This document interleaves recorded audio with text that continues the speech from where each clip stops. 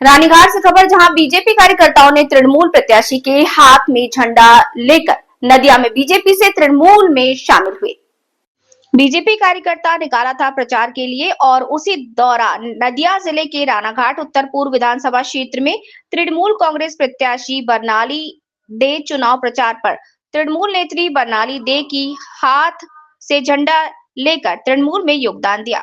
गुरुवार को मामजूबान हाथीशाला इलाके में घर घर जाकर विकास कार्यों पर चर्चा की और लोगों से बातचीत की।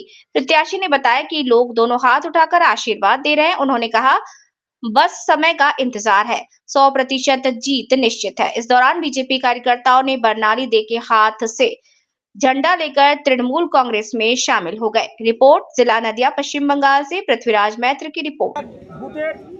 बीजेपी सक्रिय कर्मी এবং এই এলাকার প্রভাবশালী বিজেপির কর্মী ছিল প্রশান্ত সরকার রায়।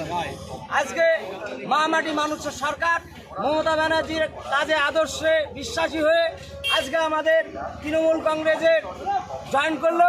আমি তাকে বলবো আমাদের প্রার্থী মাননীয় বর্ণালী দে মহাশয়কে যাতে এই এলাকার থেকে বিপুল ভোটে জয়যুক্ত করা যায় তার সম্পূর্ণ আশ্বস্ত করবে।